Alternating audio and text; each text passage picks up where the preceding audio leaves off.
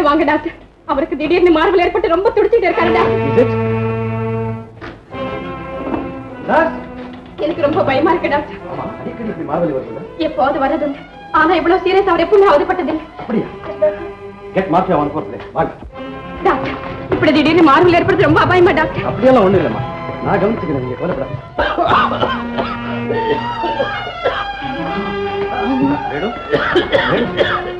Doctor doctor என்னால வலி தாங்க முடியல டாக்டர். கவலைப்படாதீங்க, இன்ஜெக்ஷன் கொடுத்தா எல்லாம் சரியா போகும்.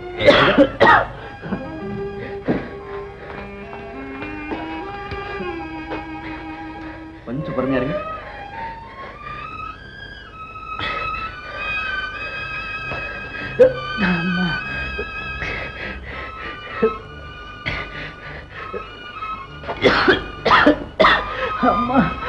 கொஞ்ச நேரம் நிம்மதியா தூங்குங்க.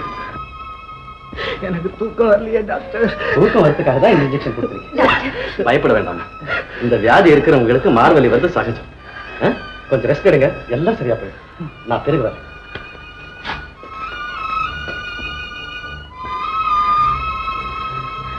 சீதா கொஞ்ச நேரம் தூங்குங்க.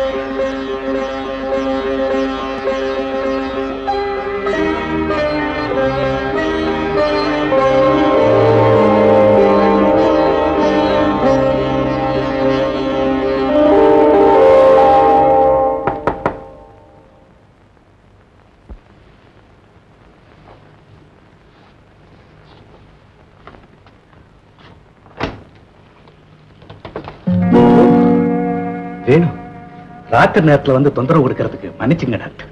அப்படியெல்லாம் ஒண்ணு இல்லை, உள்ள வாங்க, உட்காருங்க. டாக்டர், என்கிட்ட ஒரு உண்மையை நீங்க மறைக்காம சொல்லணும். இது வரைக்கும் நான் பொய் சொல்லிட்டு இருந்தேன். அப்படி இல்லை, என் மனசு துன்பப்படக்கூடாதுன்னு நீங்க பொய் சொல்லி இருக்கலாம் இல்லையா? நீங்க சொல்றது எனக்கு புரியல. எனக்கு ஆபரேஷன் நடந்தா நான் பிழைப்பேன்னு நினைக்கிறீங்களா? நான் கோழை இல்ல டாக்டர். உங்க மனசுக்கு தெரிஞ்ச உண்மையை தைரியமா சொல்லுங்க. நீங்க பிழைப்பீங்கிற நம்பிக்கை எனக்கு நிறைய இருக்க வேணும். நம்பிக்கை நிறைய இருக்கலாம், ஆனா என் நிலைமை அபாயகரமானது தானே வேணும். டாக்டர், நான் சாகிறத பத்தி கவலைப்படல. நான் வாழ்ந்து சாதிக்க போறது ஒண்ணு இல்லை.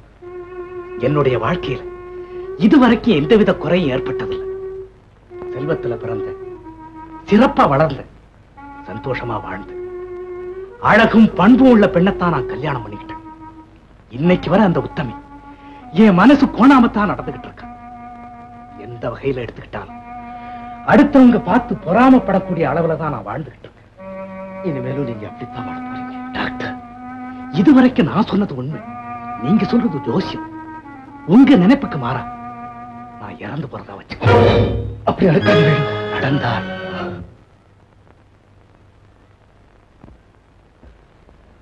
டாக்டர், நான் சாகும்போது என் மனசுல குறை இருக்கக்கூடாதுன்னு நினைக்கிறேன். அந்த குறையை உங்களால போக்க முடியுங்கிற நம்பிக்கையில வந்திருக்கேன். வேணும், உங்களுக்காக நான் எதையும் செய்ய தயாரா இருக்கிறேன். என் மனை ஒரு இளம் பெண், மனித உள்ளம் படைச்ச யாரும் அவ அமங்கலியா வாழ்வதை விரும்ப மாட்டாங்க இல்லையா? அந்த துர்பாக்கியம் அவங்களுக்கு நேராது வேணும். டாக்டர், நீங்க எனக்கு ஒரு சத்தியம் செய்து தரணும். சத்தியமா? உங்களை உயிருக்குயிரா நேசிக்கிற நண்பன் கேட்கிறேன், தயங்காதீங்க டாக்டர்.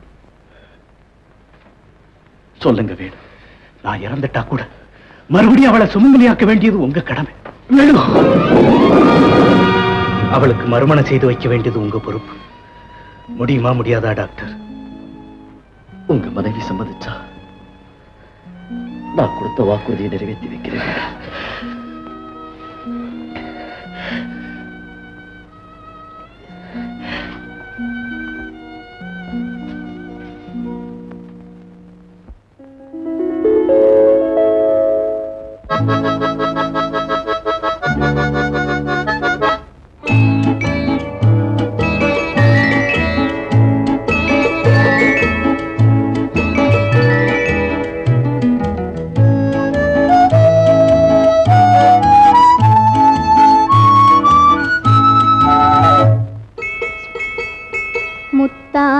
முத்தல்லவோ முதிர்ந்து வந்த முத்தல்லவோ கட்டான மலர் அல்லவோ கடவுள் தந்த பொருள் அல்லவோ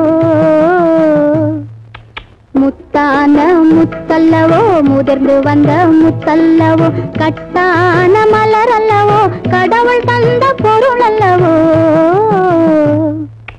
முத்தான முத்தல்லவோ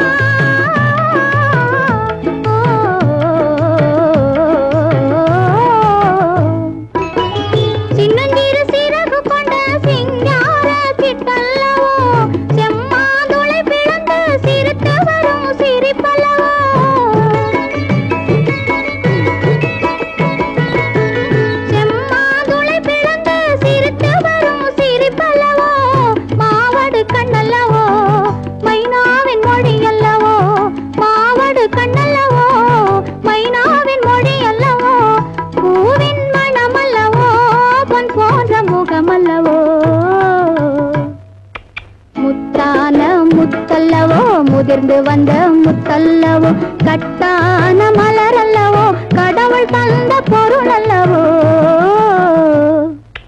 முத்தான முத்தல்லவோ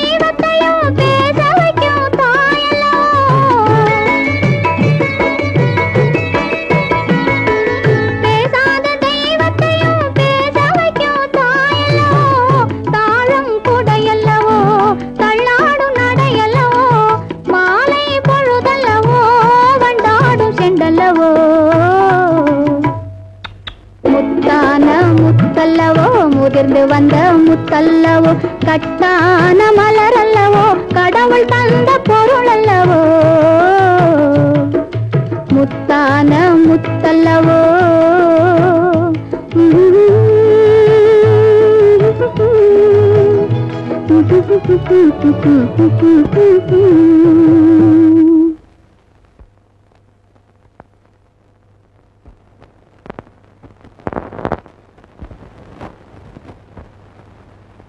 என்னங்க பலமான சிந்தனையில் ஆழ்ந்துட்டீங்க?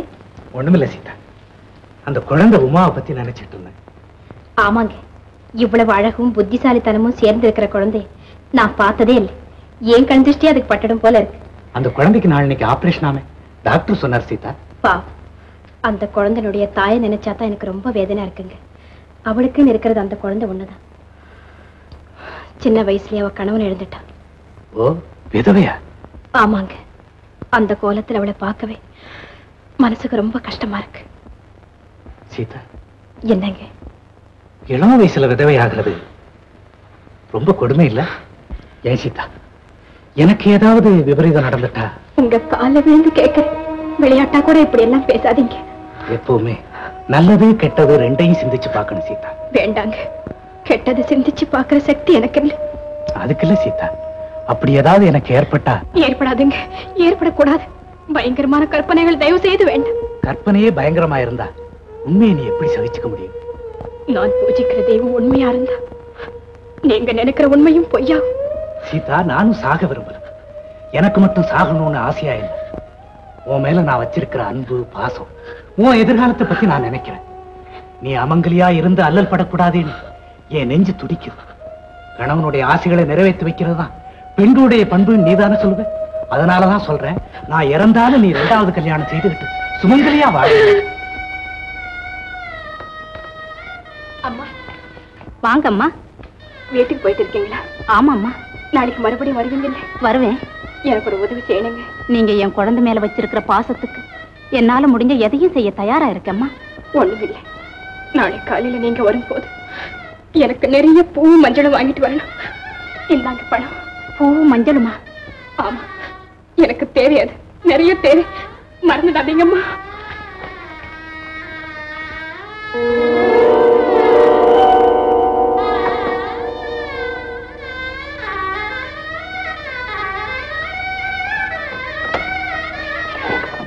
உள்ள வாங்கம்மா.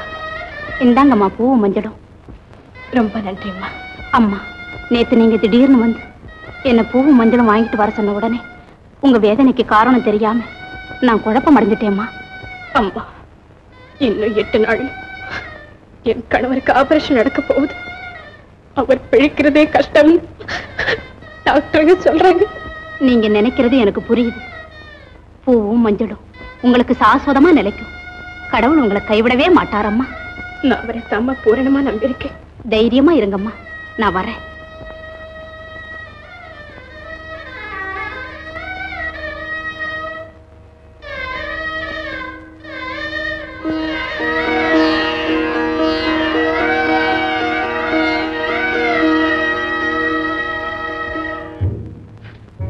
ஏன் டாக்டர், நாளைக்கு குழந்தைக்கு ஆபரேஷன் நடந்தா ஒன்னும் ஆபத்து இல்லையே? இது சாதாரண ஆபரேஷன், பயப்பட வேண்டியதில்லை. இத பாருங்க, இன்னைக்கு குழந்தை ஜாஸ்தி அழியாம நிறைய ஓய்வு எடுத்துக்கணும். நீங்க எப்பவும் கூட இருக்கிறது நல்லது. நான் வரட்டுமா? சரிங்க, நான் வரேன் பாப்பா. Cheerio cheerio.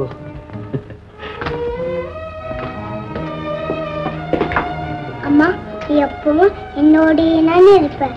ஆமாண்டா கண்ணு, நான் எப்பவும் உன் கூட தான் இருப்பேன். அம்மா வாங்கம்மா.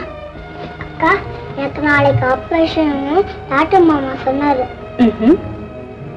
இந்த குங்குமம் இது எதுக்குக்கா? இதை வச்சுக்கிட்டா உடம்பு குணமா? ஒண்ணும் தாயே. எதுக்குமா? தாயே, தாத்தாக்கு, இந்த அக்காவுக்கு எல்லாருக்கும் தர போறேன். இந்த அம்மா, டாக்டர் என்ன சொன்னாரு? பயம் இல்லைன்னு சொல்றாரு. ஆனா எனக்கு தான் மனசு சரியில்லைம்மா. நீங்க அப்படி இருக்க கூடாதுங்க, தைரியமா இருக்கணும். அக்கா அக்கா, இந்தாயே குங்குமம்மா. இதை வச்சுக்கிட்டா உடம்பு சரியாகும்னு சீதாக்கா சொன்னாங்க. கண்ணு போயிட்டு வரேன்க்கா. தாத்தா தாத்தா, நெத்தி காட்டுங்களே. ஏம்மா? இதை வச்சுக்கிட்டா உடம்பு குணமாகும். அப்போ நீ ஏன் வச்சு?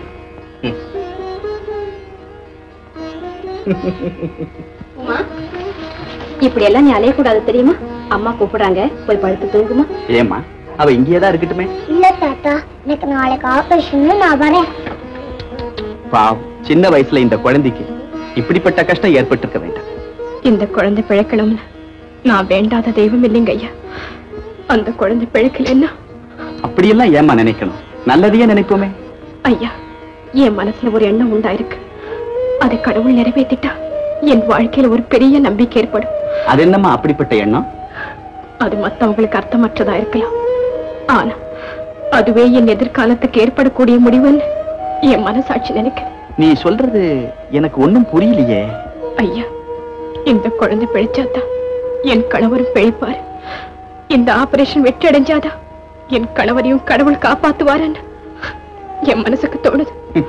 இது வெறும் குருட்டு நம்பிக்கைம்மா. எது வேண்டுமானாலும் இருக்கட்டும், ஆனா அந்த நம்பிக்கை தான் என் மனசுல இப்ப உறுதியா நிலைச்சிருக்கு. அது என்னால மாத்த முடியலைங்க. நல்லவங்களுக்கு ஆண்டவன் துணை செய்வாரம்மா. நான் வரேங்க. நல்லது.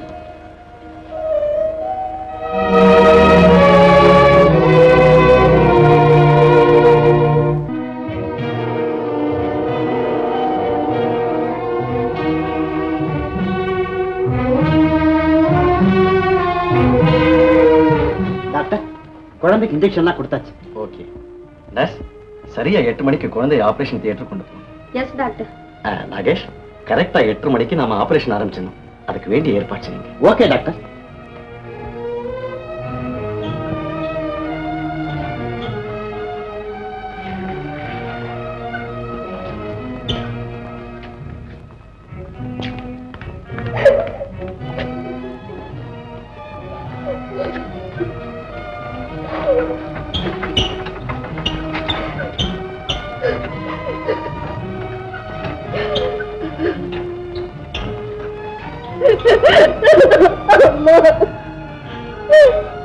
கடவுள் கிருபையினாலே கவலைப்படாதீங்க.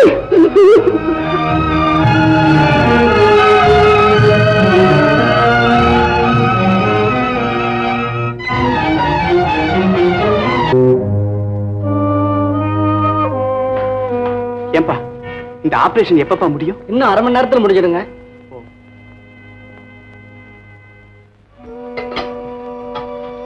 சீதா, இந்த ஆபரேஷன் எப்ப முடியுமா?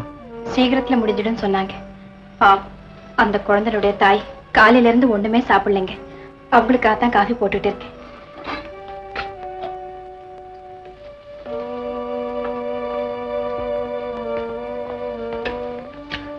அம்மா, காஃபி சாப்பிடுங்க. எனக்கு எதுவுமே வேண்டாம்மா. அப்படி சொல்லாதீங்கம்மா. காலையில இருந்து ஒண்ணுமே சாப்பிடல நீங்க. வேண்டாம் சீதா, எனக்காகவாவது சாப்பிடுங்கம்மா.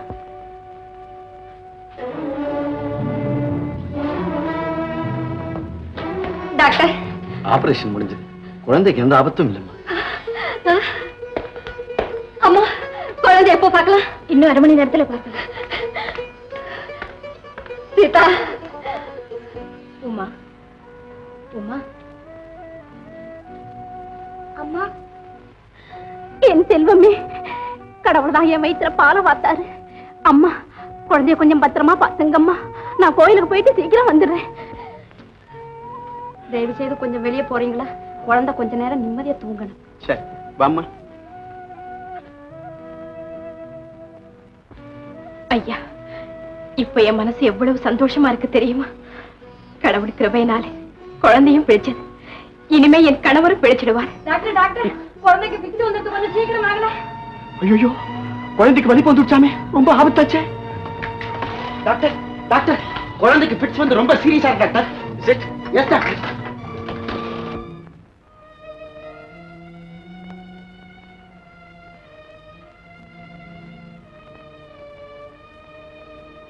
ஏன் டாக்டர், குழந்தைக்கு எதுவும் ஆபத்து இல்லையே? தற்சமயம் ஒன்றும் சொல்றதுக்கு இல்லைங்க. இப்போ மணி 5 ஆச்சு. இன்னும் 3 மணி நேரம் போனாதான், அதாவது 8 மணி தாண்டினதுக்கு அப்புறம் குழந்தை பிடிக்கிறத பத்தி நிச்சயமா சொல்ல முடியும்.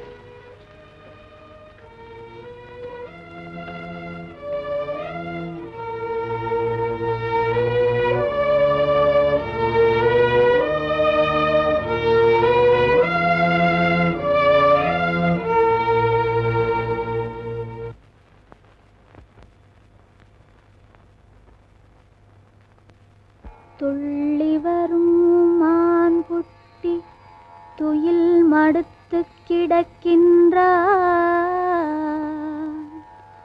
பள்ளி கொள்ள வைத்தவனே பரம்பொருளே கண் திறவாய். வெள்ளத்தினுள்ளே விளையாடும் திருமகனை உள்ளத்தில் வைத்து உயிர் தருவாய் பெம்மானே.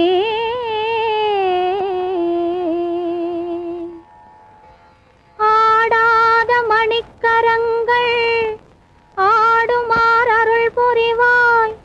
அசையாத பொன்னுடலம் அசையுமாறு அருள் புரிவாய். பேசாத திருவாயும் பேசுமாறருள் புரிவாய். பெற்றாரை பெற்றெடுத்த பெம்மா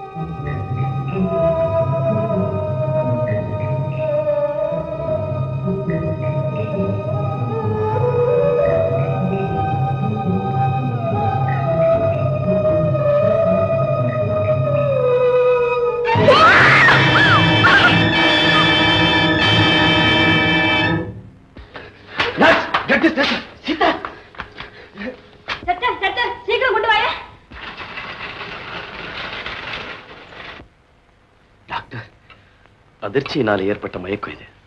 இதை இப்படியே விட்டுறக்கூடாது வேணும். ஆனா தற்சமே ஒண்ணும் பயம் இல்லை. காலையில சரியா போயிடும்.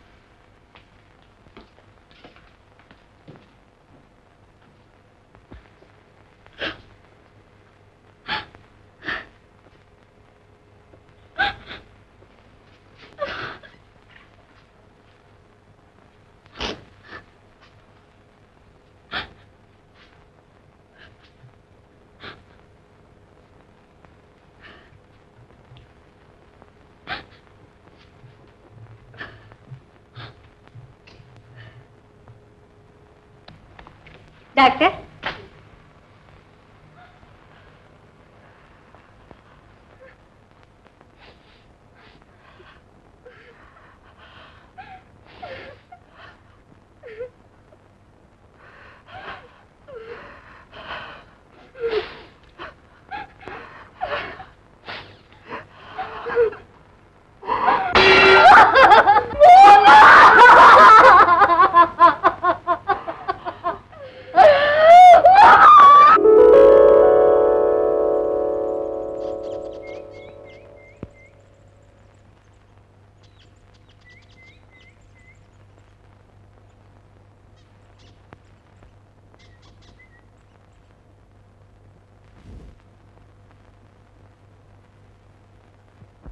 முத்தான முத்தல்லவோ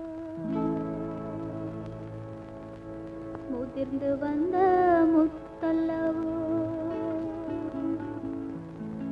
கட்டான மலரல்லவோ கடவுள் தந்த பொருள் அல்லவோ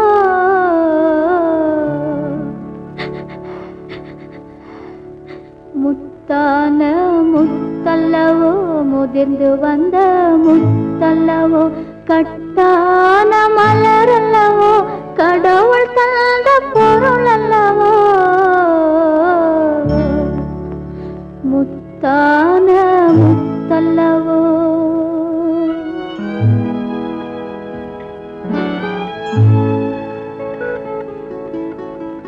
வாழாத மனிதரையும் வாழ வைக்கும் சேயல்லவோ பேசாத தெய்வத்தையும் பேச வைக்கும் தாயல்லவோ தாழம் குடையல்லவோ தள்ளாடும் நடையல்லவோ மாலை பொழுதல்லவோ கொண்டாடும் செண்டல்லவோ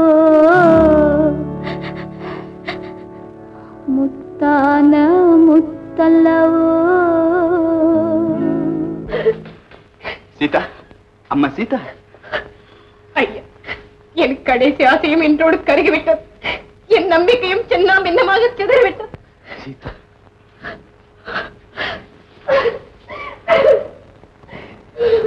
அது பார்த்தா கேலி செய்ய போறாங்க. பழரசத்தை நானே பிடிச்சுக்கிறேன். பேசாம இருவானுங்க.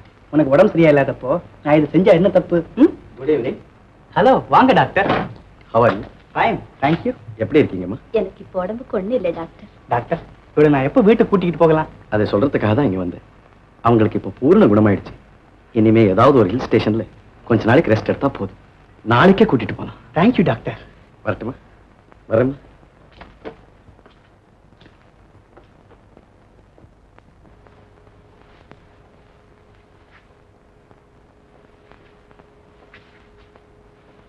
டாக்டர், என்ன சீதா, என்ன வேணும்? என்ன சீதா, உடம்புக்கு எப்படி இருக்கு? உடம்புக்கு என்ன டாக்டர், இன்னும் சாகாம உயிரோடு இருக்கிறனே, மனசுக்கு தான் வேதனையா இருக்கு. இந்த விரக்தி மனப்பான்மை உனக்கு ஏற்படக்கூடாது சீதா. வாழ்க்கையில நம்பிக்கை குறையும் போது விரக்தி ஏற்படுறது சகஜம் தானே. சீதா, உன்னுடைய வாழ்க்கை செழிக்கும், உன் பிரார்த்தனை பலிக்குங்கிற நம்பிக்கை எனக்கு இருக்கு சீதா. டாக்டர், என் பிரார்த்தனை பலிக்க கூடியதா இருந்திருந்தா அந்த சின்னஞ்சிறு குழந்தை இறந்திருக்காது. அந்த குழந்தையினுடைய உயிரை நான் காப்பாத்த தவறிட்டே நீ நினைக்கிறியா? இல்லை டாக்டர், நான் யார் மேலேயும் பழி சுமத்தல. நான் விரும்புற எதுவுமே எனக்கு கிடைக்கிறதில்லை. அப்படி கிடைச்சாலும் அது நினைக்கிறதில்லை. எனக்கு ஏற்பட்ட சாபம் அது. அதுக்கு மத்தவங்க காரணமா இருக்க வேண்டான்னு தான் நான் நினைக்கிறேன். ஆகையினாலதான் டாக்டர், இந்த இடத்தை விட்டு இன்னைக்கே என் கணவரை கூட்டிக்கிட்டு வெளியே போயிட முடிவு செய்துட்டு. கூடாது சீதா, உன் கணவருக்கு சிகிச்சை முடிகிற வரையிலே நீ இந்த இடத்தை விட்டு போக நான் அனுமதிக்கவே மாட்டேன். மன்னிக்கணும் டாக்டர், என்னுடைய மாங்கல்ய பாக்கியத்தை உங்க ஆஸ்பத்திரியில எடுக்க நான் விரும்புறேன். சீதா, நான் உனக்கு துரோகம் செய்வேன் நீ நினைக்கிறியா? உங்க மன தூய்மை எனக்கு தெரியும். என் கணவரை காப்பாத்த நீங்க எதையும் செய்ய சித்தமா இருப்பீங்கிற நம்பிக்கையும் எனக்கு உண்டு. அந்த நல்ல அபிப்பிராயம் என் மனசுல சாஸ்வதமா இருக்கணும்னா என் கணவர் எந்த இடத்துல சாகக்கூடாது டாக்டர். அவர் சாக மாட்டார். அவரை நான் சாக விட மாட்டேன். யாருமே விதியை வென்றதா சரித்திரம் இல்லை. உங்க மேல எந்த களங்கமும் என் மனசுல ஏற்படக்கூடாது டாக்டர். நீங்க தான் என் கணவரை காப்பாத்த தவறிட்டீங்கன்னு நான் ஆயுசு பூரா நினைச்சு வேதனைப்படக்கூடாது. என்னுடைய உள்ளமும் சாதாரண மனித உள்ளம்தானே. காதல்ல நீங்க அடைஞ்ச ஏமாற்றம் தான் என்ன நீங்க வஞ்சம் தீர்த்துக்கிட்டீங்கன்னு என்னைக்காவது ஒரு நாள் நான் நினைக்க நேர்ந்தேன் டாக்டர். அதுக்கு இடம் தர வேண்டான்னு தான் நான் துடிக்கிறேன். என் கணவருடைய வாழ்வு வேற எங்கேயாவது முடியட்டும். இங்கு வேண்டாம், வேண்டவே வேண்டாம். சீதா, அப்ப இவருக்கே உங்க மகளை கல்யாணம் செய்து கொடுக்கறதாக தீர்மானம் பண்ணிட்டீங்க இல்ல? பின்ன இவனை விட்டாலும் இவன் சொத்தை விட மாட்டேனுங்க. டாக்டரையா, நீங்க தான் என் கல்யாணத்துக்கு நாள் பார்த்து கொடுத்து எங்களை ஆசீர்வாதம் பண்ணணும்.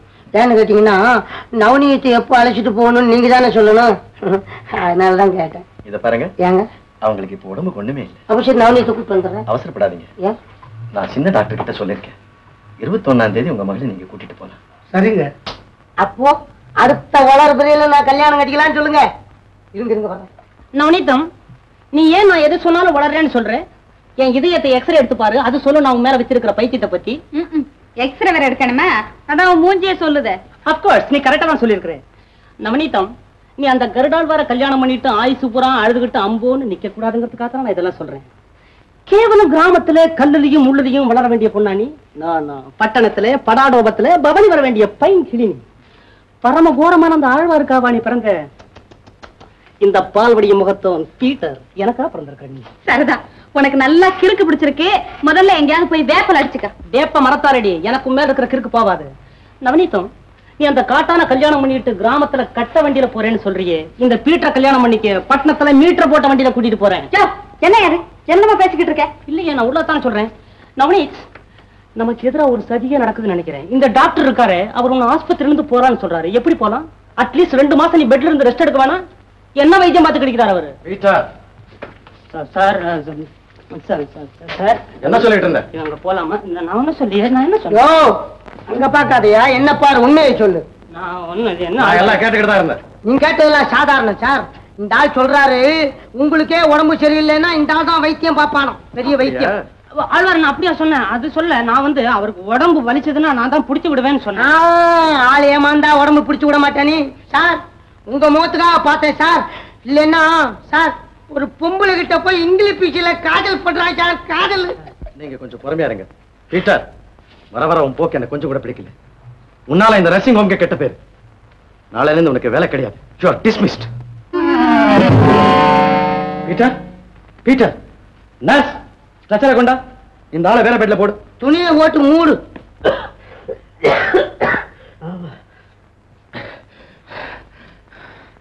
இது பாருங்க, இந்த இடத்துல இனிமே நம்ம இருக்கவே வேண்டாம். நாளைக்கு இந்த நர்சிங் ஹோமை விட்டு புறப்பட்டு போயிடுவோம். சீதா, என்ன இது திடீர்னு இப்படி சொல்ற?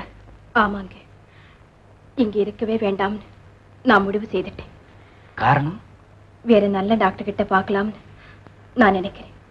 முரளி கிட்ட உனக்கு நம்பிக்கை இல்லையா? அவருடைய சிகிச்சையிலே தான் எனக்கு நம்பிக்கை இல்லை. அப்போ புறப்படுறதுக்கு வேண்டிய ஏற்பாடுலாம் செய்துட்டியா?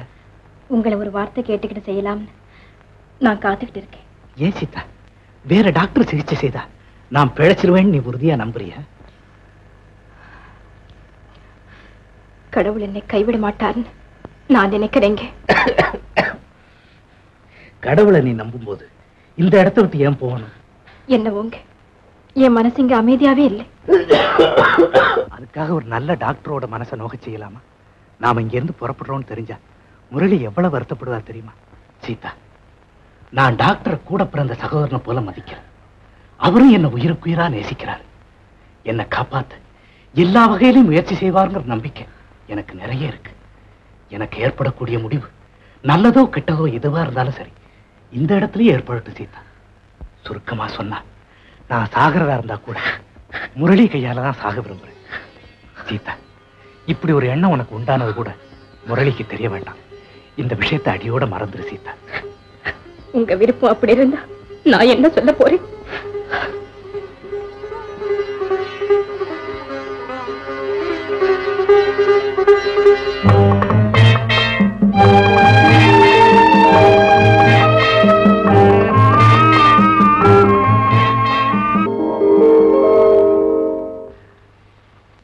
வாங்கம்மா, உட்காருங்க. நீ உட்காரப்பா. சௌக்கியமா இருக்கியா? ஏன் சௌக்கியத்துக்கு என்னம்மா குறிச்ச? முரளி, உன்னை பார்த்து ஒரு வாரத்துக்கு மேல ஆச்சுப்பா. என்னம்மா செய்யறது? ராத்திரியும் பகலும் ஓய்வு இல்லாம எனக்கு இங்க வேலை. அதனாலதான் வீட்டுக்கு வர முடியல. முரளி, நான் உன்னை சொல்றேன், கோச்சுக்க மாட்டியே? சொல்லுங்கம்மா. ஒரு அழகான பெண்ணு, BA படிச்சிருக்கா, பெரிய பணக்கார இடம். உனக்கு அவளை கல்யாணம் செய்து தரணும்னு சம்பந்தம் பேச அவங்களே வந்தாங்க. எனக்கு அவங்கள ரொம்ப பிடிச்சிருக்கு. நீ சம்மதிச்சா? அம்மா, நான் கல்யாணம் செய்துக்கணும் தானே நீங்க விரும்புறீங்க? ஒரு தாய் வேற எதை விரும்ப முடியும்? கல்யாணம் செய்துக்க எனக்கு பூர்ண சம்மதம்மா. தம்பி, நீ உண்மையாவா சொல்ற? உண்மைதான். ஆனா வேணுனுடைய ஆபரேஷன் வெற்றியா முடிஞ்ச பிறகு உங்க விருப்பப்படியே நான் கல்யாணம் செய்துக்கிறேன். முரளி, ரொம்ப சந்தோஷம்ப்பா. ஆமா, நீ பெண்ணை பார்க்க வேண்டாம்? வேண்டாம், எல்லாம் நீங்களே பார்த்து முடிவு செய்திருங்க. வணக்கம் ஐயா. எதுக்கு டிரைவர் சித்தார் கொண்டு வந்திருக்கீங்க? நான் தான் கொண்டு வர சொன்னேன் சீதா. உன்னை பாட சொல்லி கேட்கணும்னு ஆசையா இருந்தது. முத்து, அதை அங்க வச்சிரு. சீதா, வாங்கம்மா. உட்காருங்கம்மா. நீ எழுந்திருக்க வேண்டாம் தம்பி, உட்காரு. சீதா, நான் ஒரு சந்தோஷமான சமாச்சாரம் சொல்லிட்டு போலான்னு வந்தேன். என் மகன் கல்யாணம் செய்துக்க சம்மதிச்சுட்டான். ரொம்ப சந்தோஷம்மா.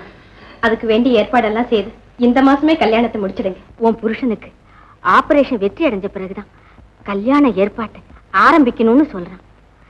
எப்படியோ உன் புருஷனும் நல்லபடியா பழைச்சு எழுந்துடுவாரு. என் மகனுக்கும் கல்யாணம் நடந்துடும் சீதா. தம்பி, உனக்கு என்னைக்கு ஆபரேஷன்? 24ஆம் தேதிமா.